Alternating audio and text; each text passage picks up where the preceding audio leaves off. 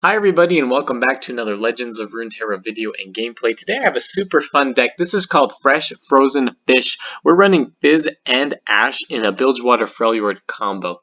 So as you can guess, we are running a lot of Frostbite units and spells with Ashe, and we're also running something kind of unexpected. We're going to be using rally effects in this deck, and it works really well with Ashe actually.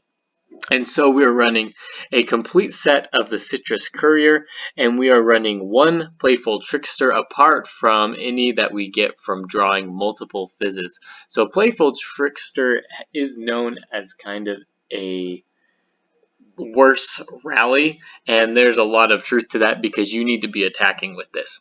You remove an attacking ally from combat to rally, and the reason why this kind of particular spell works well with Ashe is because whenever she attacks and on subsequent attack she frostbites the strongest enemy, and when she's leveled up the enemy can't block if they are frostbitten. Making so what a lot of times will happen is when you attack with Ashe, you can pull maybe a couple of flash freezes and Rhyme Fang Wolves will be out, and you can frostbite some of the enemies and kill them. But a lot of times, Ashe is going to be blocked and could be potentially killed by another unit. And so the reason why Playful Trickster is so good is that you can one kind of recall Ashe to your board, and then two, set up another rally where she will attack Frostbite again and then prevent the enemies from attacking. And you can pull them again with the Rhyme Fang Wolf and clear them from the board. So it works really well with Ashe actually. Now you do need to be wary that it doesn't work in every situation. It is a 4-cost card and it is easily denied. You can also be subject to crowd control, kind of making the card useless, so just be aware of that. But otherwise, it works pretty well with Ashe. So now we're running a 2 harsh winds, we're running a complete set of flash freeze, and we are running 2 brittle stills. All of these sort of burst frostbite spells also work really well with Fizz, who can use burst spells quite efficiently to block any spells that are targeting him. We also have a couple of card draw options. We're running a lot of spells in this deck, 18 and 22 units, and the problem that generally you can get with that is filling your hand completely with spells and with no units. So I found it pretty necessary to have quite a few card draw options in this deck. So we're running a full set of Aberos and Sentry, and we're running 2 salvages. This is just to replenish our hand with units that we can play. And then the last thing really that we need to talk about are the other spells that we're using in this deck to protect our units. So we're running a full set of Fury of the North, we're running 2 Take Heart, and we're running 2 Elixir of Irons. These are also spells that, one, help Fizz, but they also help our units survive. And the last spell that we have is 1 Battle Fury. This works really well with Fizz. When he's elusive, it's a burst spell you can apply to Fizz. And then potentially you could use Playful Trickster as well in the same round and be able to take the enemy out in 1 round. So that's about a very quick look at this deck. Super fun. You should try it out. If you like this video, don't forget to subscribe to the channel, and we'll see you tomorrow. Thanks. Alright, so we're going against a Fizz and Twisted Fate deck, so I'm immediately scared of Nab, Pilfered Goods, and Black Market Merchant, as well as elusive units. They tend to run a lot of elusive units, and we know he's going to have Fizz. I have my own Fizz who can be elusive if I need to block into that, but for the most part, I don't have a lot of elusive units. And I'm pretty okay with my opening hand here besides the Rhyme Tusk Shaman, so I decided to mulligan that away. I've got a pretty good early game and an early game curve. I decided to play the Fizz here. I am a little worried about a Thermogenic Beam, but they aren't normally ran in decks without Ezreal. He does end up having it, however, and kills my Fizz. And ultimately, there's not much I can do about that. He would have used it anyway on the Fizz, most likely. So I'm okay with taking that trade early on, and I would rather have him use it on the Fizz as opposed to my Ashe later on. I considered using the Icebell Archer here to to stop his elusive portal from attacking, but decided it wasn't really worth using this early in the game. I could use it better at some other point. Captain's orders. And not much I can do about this. Have to take the 2 damage because I can't block the elusive unit. Now I decided to do an open attack here. Once again, I want to preserve the Icebell Archer for a more meaningful play. There is a argument that I might have been able to attack with it and got 5 damage off, but I prefer to use it more reactively. So I save him, and then we end the round, get some extra damage onto his nexus, and he doesn't let me draw another card. And like I said, he has the Island Navigator, ends up pulling a really good card with a Navori Blade Scout. It represents 4 damage this turn because I have no way to block it. So I'm glad I kept the Icebell Archer for this turn, where I can prevent now 4 damage from hitting me in the face. Well, actually 5 because of that crack shot Corsair here. So we end up thinking a little bit about the moves we can make. Ultimately decide to play the Icebell Archer because of the other spells that we have. We now have enough spell mana for Fury of the North and Elixir of Iron in case he has any spells or any way to remove my units. I can easily block that. And we block into it with our Avarosan Sentry and get some extra cards here. And we draw a Salvage, which is even more card draw that we can use later on. So not too bad of a draw there. End up taking this another 2 damage to the face because of this elusive unit, and we use Salvage to kind of replenish our hand. We're running out of units that we can play. We end up drawing another Rime Fang Wolf here, which is better than no units. So I'm happy enough with that, and end up top decking an Ashe, which is super fortunate. So we can get a champion down and start pressuring him with our Frostbite abilities. We have quite a few of them, and we've already used one of them. He ends up threatening my Ashe here with a yellow card. I consider using the Elixir of Iron on her, but ultimately I decide not to, because I would rather use it reactively in case he has a spell that can actually finish her off and be able to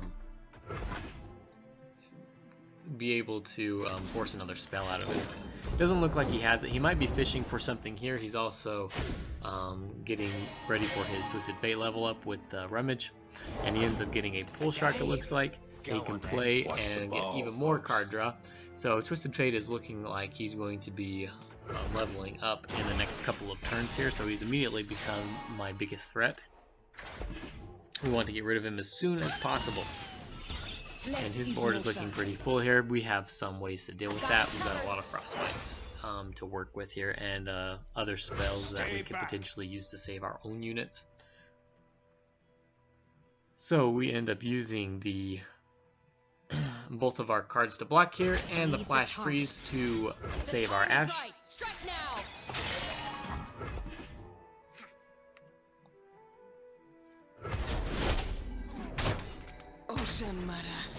And we get rid of 2 of his units. Now I end up saving. I need to get an extra unit onto the board here so that I can block into other units because he's representing a lot of damage here.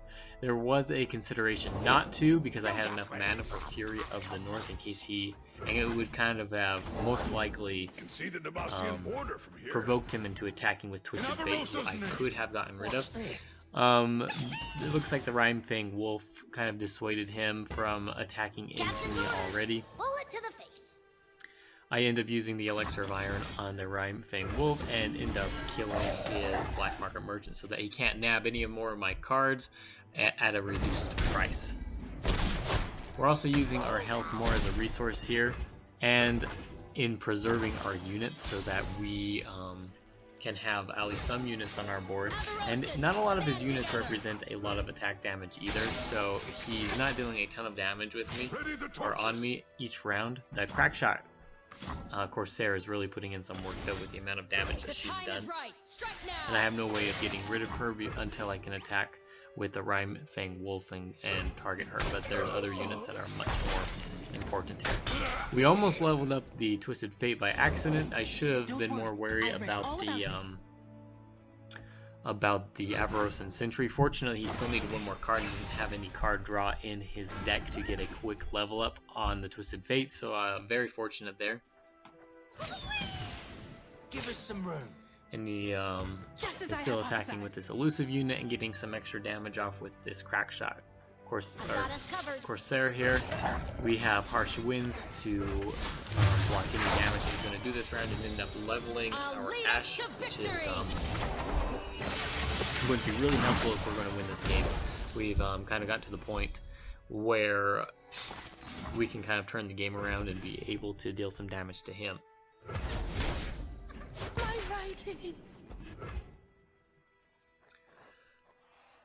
And I consider playing a card here. He's got a lot of mana, so if he decided to burn any, I would have been very happy with that. And I'm glad I didn't play anything because he ends up having a Citrus Courier himself.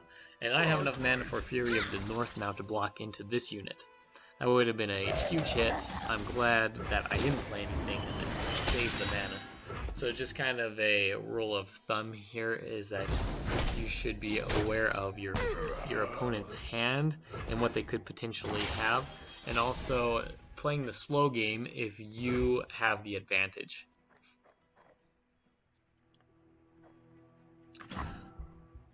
Alright, and then we play another Rhyme Fang Wolf here.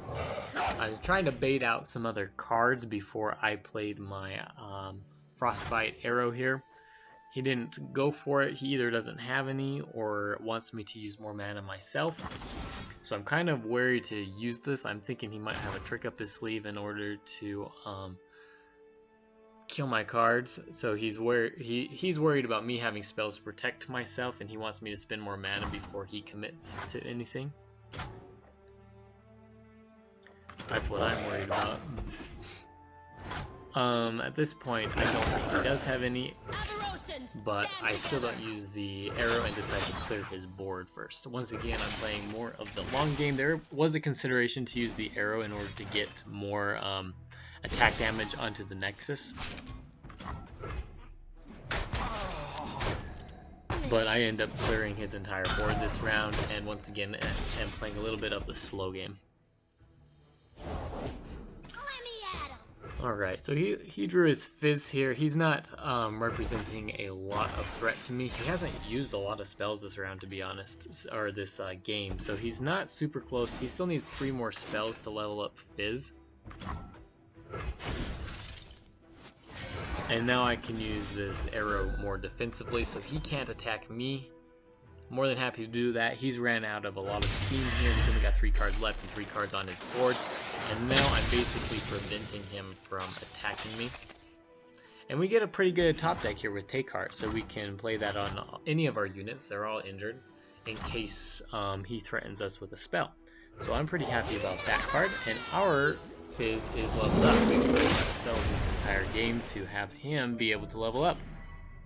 I'm Fizz. Me too. Weird. And we finish off the round with our Rhyme Tusk Shaman. Now his big unit isn't going to be able to really block into us, and we can pretty much get an open attack off this round without him being able to do anything. He could potentially have some removal in his hand right now, but we are okay with the open attack. Not grabbing any because we represent lethal damage here, and we end up taking out his Nexus in 1 hit. So it's a pretty cool deck, a pretty fun deck. You should try it out. Thanks for watching, and we'll see you tomorrow. Now we rebuild.